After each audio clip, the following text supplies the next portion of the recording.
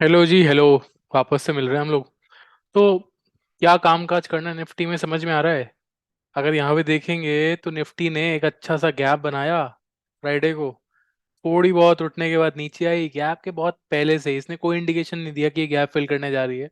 वहीं से उठी, नया हाई बनाया, इस हाइट को कंप्लीट किया और वापस यहाँ से नीचे की तरफ घूमने को तैयार। अब ये पूरे दिन का ब्यौरा था निफ्टी का। निफ्टी ने 15 मिनट के चार्ट में ऐसा कुछ मूव दिखाया, बट इसके अलावा और भी कुछ कर रही थी क्या निफ्टी? तो ये हमें देखना है। अगर आप ध्यान से देखोगे तो यहाँ पर आपको एक पैटर्न दिखेगा।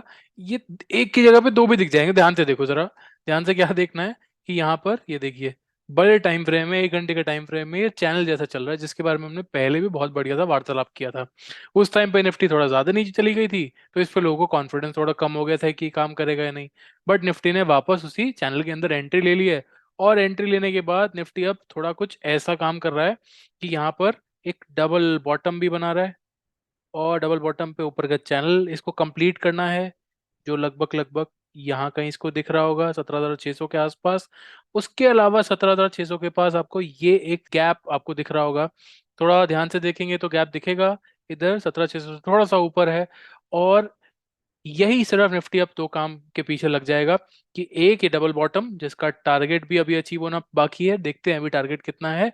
और दूसरा, एक ये चैनल का टॉप जो यहाँ पे हमें 17,600 के आसपास दिख रहा है, 17,600 से ऊपर गैप है। तो निफ्टी में कामकाज करने के लिए आगे आने वाले एक दो दिनों में ये चीज देखी जा सकती है कि हम लोग को ऐसा कुछ कुछ देखने को मिले। अब देखते हैं इसका टारगेट कितना बैठेगा। ठीक है ना? तो टारगेट देखने के लिए आपको सबसे पहले यहाँ पर एक हॉरिजॉन्टल लाइन लगानी पड़ेगी, ताकि पता चले ब्रेकआउट कहाँ से आया है। और ब्रेकआउट लगाने के बाद, मतलब ब्रेकआउट के लिए नेकलाइन लगाने के बाद, आपने इस हाइट को मेजर कर लेना है, छोटी हाइट को। और जहां ब्रेकआउट हुआ वहां पे आपने लाइन लगा देनी है। अब देखिए, ये 17,500 मान के चलते हैं लगभग लगभग। और इस 500 के ऊपर ही थोड़ा बहुत गैप जो बैठ रहा है, 580 तक बैठ रहा है। तो हमने थोड़ा सा ऊपर से लगा लिया था 600। तो 17,500 तक हमें उम्मीद है कि ये पहुंच जाएगा इस पैटर्न के अनुसार। उसके अलावा अब क्या कर सकता है आने वाले टाइम में, ये कर सकता है कि यहाँ पर ये टेस्टिंग करने के लिए वापस जाए, या फिर इस गैप को फिल करने के लिए वापस अंदर जाए। फिर यहाँ कुछ बुकिंग कर रहा हो, यहाँ एंट्री दे रही हो मार्केट, और सीधा यहाँ तक जाए और ऐसे टेस्ट करे फिर इसको। मतलब ऐसा कुछ मूव एक्सपेक्ट कर सकते हैं, यहाँ पे टेस्टिंग, फिर वापस ऊपर। बट अगर मार्केट बहुत ही अग्रेसिव है, जो आज की डेट पे आपको पता है मार्केट में रिस्क ऑन चल रहा है, ऑफ नहीं चल रहा।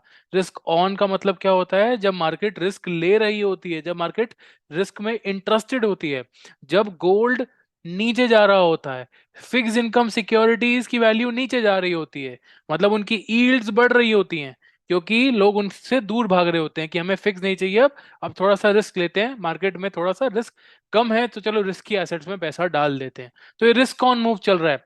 इक्विटी तो एक तरीके से सबसे बड़ा रिस्क एसेट कहलाया जाता है। तो इक्विटी में तो पैसा डालेंगे ही डालेंगे लोग। तो ये सिचुएशन में ऐसा ये हो सकता है कि मार्केट यहां से जाए। तो अगर किसी को इसका एडवांटेज लेना हो तो दो तरीके से ले सकता है।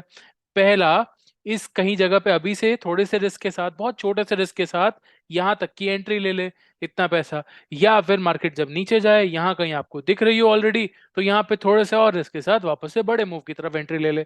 यहाँ पर ऊपर जाने के चांसेस ज्यादा हैं और नीचे के कम। यहाँ पर नीचे जाने के चांसेस ज्यादा होंगे, ऊपर के कम।